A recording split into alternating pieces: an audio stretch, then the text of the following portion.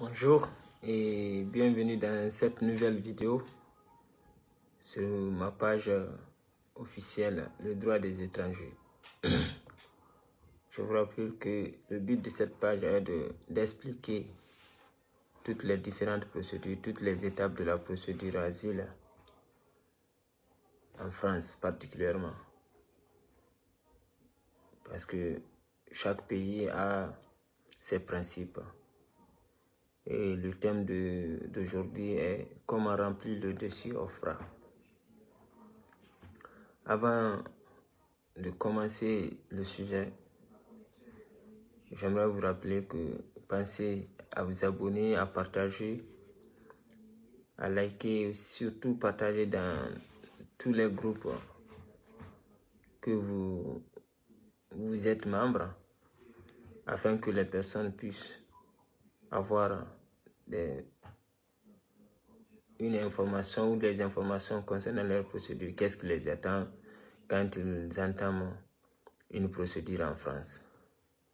Et le dossier OFPRA, c'est un dossier qui nous est remis quand on nous place ou quand on place un demandeur d'asile, une demandeuse d'asile en France en procédure, soit sur la procédure Dublin accélérée ou sur la procédure normale. Et je vous ai expliqué, la procédure accélérée et la procédure normale, c'est pareil. La seule différence est que la procédure normale, vous êtes protégé et que vous avez un délai très long. Et la procédure accélérée, la décision peut venir sans vous être convoqué ou ça peut se passer par visioconférence et si vous êtes placé par exemple dans un centre de rétention. Sachez aussi que l'asile, c'est quoi le but pour toute personne qui dépose une demande d'asile en France? C'est que la personne se sente persécutée dans son pays natal ou dans le pays où il avait une résidence permanente. C'est pourquoi quand vous arrivez, il faudra que vous ayez d'abord le type où vous ayez une information, une connaissance concernant les différentes protections du pays dans lequel vous souhaitez déposer une demande d'asile. En France, ils ont 3 types de protection, mais 2 types de protection sont accordés aux demandeurs d'asile. La première protection, c'est le statut de réfugié. C'est quoi un statut de réfugié?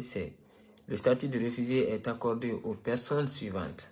C'est que toute personne qui se sente dans son pays persécutée dans son pays ou qui ne veut pas se réclamer de la protection de ce pays dont il a la nationalité, par exemple, il doit s'agir maintenant. Ces différentes problématiques ou ces différentes maltraitances doivent être d'abord en raison de sa religion, par exemple quelqu'un qui a un problème religieux entre lui et sa famille ou entre lui et une autre religion, par exemple, pour des raisons de sa nationalité, de son appartenance à un certain groupe social. Ça, c'est ça qu'on dit, par exemple, certain groupe social, ça peut être les LGBT, ça peut être les lesbiennes, ça peut être les femmes qui sont soumises à des mariages précoces, des mariages arrangés, ou aux mutilations génitales féminines, ou ce genre de problèmes.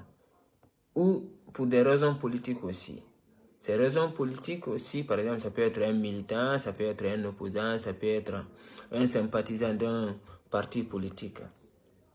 Si vous avez une persécution ou des difficultés pour l'une de ces raisons que je viens de citer, la religion, la nationalité, l'appartenance à un certain groupe de personnes sociales, ou par exemple aussi à des raisons politiques, religieuses, là vous avez droit à déposer une demande d'asile. D'abord, la demande d'asile n'est refusée à n'importe quelle personne. Mais est-ce que la protection, vous êtes éligible à la protection? C'est ça qu'il faudra savoir.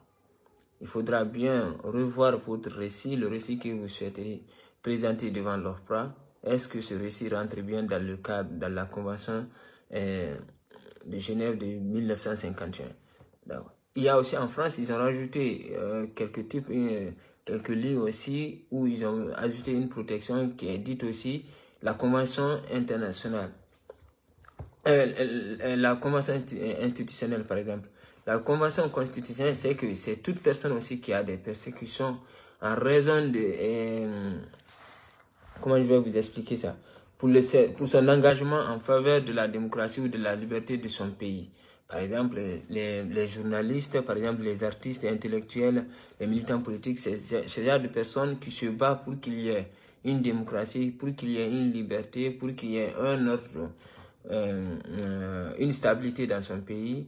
C'est ça aussi qu'on appelle la convention ou l'asile constitutionnel. Là, ces genres de personnes, ces types de personnes aussi ont bien ou sont éligibles aussi à la protection, au statut de réfugié. En France, ils ont une deuxième statut aussi qui est protection, qui est aussi la protection subsidiaire. D'abord, le statut de réfugié, quand elle vous est accordée, c'est que vous aurez une carte de résident de 10 ans avec un passeport, un titre de voyage pour réfugiés et vous n'avez pas... Bon, c'est ça qu'ils disent. C'est pourquoi je vous ai dit une fois dans l'une de mes vidéos disant...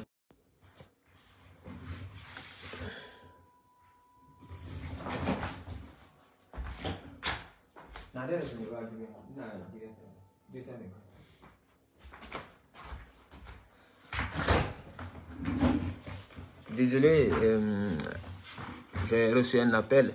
Du coup, il y a aussi une protection subsidiaire. Cette protection subsidiaire, quand elle vous est accordée, vous aurez une carte de résident de pluriannuel qu'on appelle, de 4 ans ou de 5 ans, ça dépend des différentes préfectures.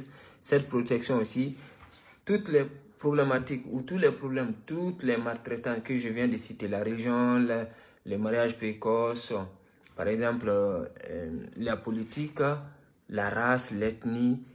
Si vous n'avez pas, votre problème n'est pas lié à ces différentes persécutions, là, vous avez droit à une protection subsidiaire. Cette protection subsidiaire, elle peut être une peine de mort ou d'exécution, par exemple. Si vous avez, quelqu'un veut vous tuer dans votre pays pour des raisons personnelles qu'elle ne veut pas expliquer, que vous-même vous ignorez, ou ça peut être aussi des tortures, des peines ou traitements inhumains ou dégradants, par exemple, liés au problème d'héritage ou quelque chose comme ça, des menaces graves et individuelles, par exemple, contre votre vie personnelle ou contre votre personne en raison d'une violence qui peut s'étendre à des personnes sans considération. Par exemple, s'il y a des guerres entre deux familles, s'il y a des guerres entre une famille pauvre et une famille, par exemple, comment on dit ça? Par exemple, des guerres entre des villageois, par exemple, ça peut arriver entre deux voisins, entre un chef et un habitant. Ça arrive aussi dans plein de pays, dans beaucoup de pays, dans le monde entier. Ça peut arriver qu'il y ait des conflits entre voisins, entre les ethnies, entre les groupes qui habitent dans le même village. Si vous avez ce genre de problème aussi, là, vous avez droit à une protection subsidiaire. Cette protection subsidiaire, comme le dit la loi, c'est qu'elle est toujours examinée. Est-ce que le problème existe toujours? Et il y a une troisième protection qui est dite aussi protection temporaire. Cette protection temporaire, par exemple, c'est comme actuellement, il y a la guerre en Ukraine. Ils font du n'importe quoi, les personnes arrivent, ils font la distinction, ils différencient les personnes. Il y a des personnes qui ont bien droit à la protection temporaire, il y a des personnes qui n'ont pas droit à la protection temporaire. Par exemple, les Africains n'ont pas droit. Bon, ils ont commencé à comprendre parce que le Conseil européen a fait sortir un communiqué qui dit bien quelles sont les personnes qui rentrent bien dans le cadre. Si vous avez longtemps attendu, vous avez vécu longtemps en Ukraine, là c'est genre de personnes qui ont des titres de résidents permanents, qui sont mariés avec des Ukrainiennes ou des Ukrainiens. Ces personnes ont bien droit à la protection temporaire. Elle peut être révoquée à tout moment. Ça veut dire, elle peut vous être retirée si on vous l'accorde et s'il n'y a plus de guerre. Voilà. Et le dossier OFPRA maintenant. OFPRA, ça veut dire Office français de la protection des réfugiés et apatrides. O, c'est l'office FCR français, P c'est la protection, R c'est réfugié et A c'est apatride. Apatride, quelqu'un qui n'a aucune nationalité dans sa vie. Par exemple, moi si je suis guinéen ou je suis sénégalais et que le Sénégal dit on ne reconnaît plus la nationalité sénégalaise à Aboubakar, là tu peux bien, si tu arrives à prouver que le Sénégal t'a banni de sa nationalité ou la Guinée t'a banni de la nationalité guinéenne, la France vous accepte et puis elle vous accorde la nationalité française. C'est ça qu'on appelle la protection apatride. Et puis vous aurez directement, il y a des démarches à faire afin d'avoir la nationalité officielle. Et le dossier OFRA maintenant, c'est un dossier qui vous est remis à la préfecture, qui doit être complété, envoyé à l'OFRA avec accusé de réception dans un délai de 21 jours. Vous aurez que 21 jours à compter de la date de réception du dossier à la préfecture. Le dossier OFRA, vous aurez la première page où il s'est marqué oui ou non, est-ce que vous autorisez OFRA à demander d'autres pays ou à échanger avec d'autres pays dans lesquels vous avez passé, vous avez séjourné. Que vous répondez oui ou non, l'OFRA va va échanger avec d'autres pays parce que c'est la loi. Il faut bien mentionner toutes les informations qui vous concernent. Ces informations personnelles, si vous êtes marié, souvent on dit aux personnes, il faudra beaucoup donner, déclarer des personnes. Les personnes qui peuvent ou qui sont concernées de la réunification familiale, c'est que si vous êtes marié, votre femme ou votre mari, si vous avez des enfants. Si vous êtes mineur, vos parents sont aussi concernés. Mais une fois que vous n'êtes pas mineur, vous n'êtes pas marié, vous n'avez pas d'enfants, on ne dit pas que c'est inutile de déclarer les frères et sœurs, mais ils ne sont pas concernés de la réunification familiale. Du regroupement familial, oui, puis qu'ils soient déclarés ou pas, ils sont concernés. Mais la réunification familiale, c'est que vos enfants, issus de votre union, du mariage ou de l'union libre, peu importe, là, ils sont concernés. Il faudra aussi donner votre niveau d'études. Parce que souvent, on nous dit, il ne doit pas savoir si vous avez été à l'école, ça va jouer. Non, non, non. Si vous avez été à l'école, dites-le bien que vous avez été à l'école, vous avez le niveau primaire, secondaire ou lycée ou universitaire. Si vous avez des diplômes, il faudra bien. Souvent, ils disent qu'il ne faudra pas montrer les documents officiels de votre pays. Bon, le passeport, on peut comprendre. Mais si vous avez l'acte de naissance, votre extrait d'acte de naissance, il faudra bien l'envoyer à l'OFRA. Parce que ça va vous permettre, si vous obtenez le statut ou la protection, d'établir le plus rapidement que possible votre acte de naissance. C'est pourquoi ça met beaucoup longtemps à arriver. Si vous êtes protégé, votre acte de naissance peut mettre longtemps à arriver parce que vous ne l'avez pas déclaré. Et l'OFRA, il faudra qu'il consulte votre ambassade, les consulats, ainsi de suite, afin d'avoir les informations exactes sur votre acte de naissance. Et après ça, votre union, il faudra aussi, si vous déclarez quelqu'un et que vous disiez que vous êtes paxé, que ce mariage doit être antérieur, postérieur, parce que si vous êtes marié avant votre demande d'asile, là c'est bon, c'est ok. Si vous êtes paxé, c'est ok. Mais une fois que vous n'êtes pas marié ou que votre mariage est lieu après votre demande d'asile, là, ça va être compliqué. Mais il se peut que vous partez à l'OFRA, vous n'êtes pas marié, vous êtes célibataire et que votre mariage arrive avant la décision OFRA, il faudra déclarer le changement de situation, l'OFRA enregistre et là c'est mieux, tant pis. Au niveau du récit, le récit doit être personnel. C'est écrit à la dernière page, l'avant-dernière page de ce dossier. Il n'est pas nécessaire d'évoquer la situation générale de votre pays qui est connue de l'OFRA. Ça veut dire que s'il y a la guerre chez vous, c'est à cause de la guerre ou l'instabilité politique ou quoi que ce soit qui est général, qui est dans votre pays, ça ne sert à rien de dire moi c'est à cause de ça que je suis parti. Parce que cette situation, vous dire que moi, mon pays, c'est quand vous arrivez en Guinée, la capitale c'est ça, ou bien la région, non, ça ne sert à rien de parler de la situation de votre pays. Le récit doit être personnel, parce que c'est vous qui avez décidé de partir. Le récit doit être personnel parce que c'est vous qui devez avoir ces problèmes, c'est votre vie qui doit être en danger, c'est votre vie qui doit être menacée. Comme ça, l'OFRA comprendra que réellement vous avez besoin d'une protection. La différence aussi entre un migrant économique et un migrant. Quelqu'un qui est venu économique, qui est juste venu pour chercher de l'argent et repartir, c'est ces personnes qu'on appelle les migrants économiques. C'est qu'ils sont venus, ils n'ont aucune difficulté, ils n'ont aucune crainte dans leur pays d'origine.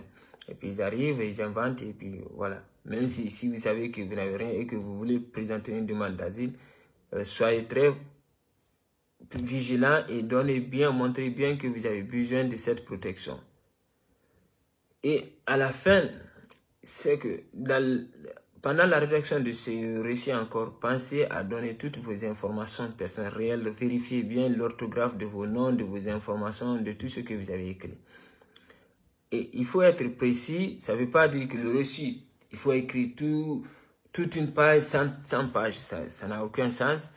Si vous voulez, vous pouvez écrire 1000 pages, si vous voulez, vous pouvez faire 3 lignes, 4 lignes. Le plus important est que le récit soit cohérent, précis et qui suit bien l'ordre chronologique. Que réellement ici, quelqu'un lit votre récit, que cette personne ait une émotion et un sentiment, et sans réellement ce que vous avez vécu dans votre pays d'origine. Voilà, c'était tout aujourd'hui. On essaiera aussi d'approfondir, peut-être de venir sur l'entretien, comment ça se passe, les différentes questions, comment vous devez répondre. C'est l'OFRA, ils sont très compliqués, ils sont très vigilants, ils sont très exigeants aussi.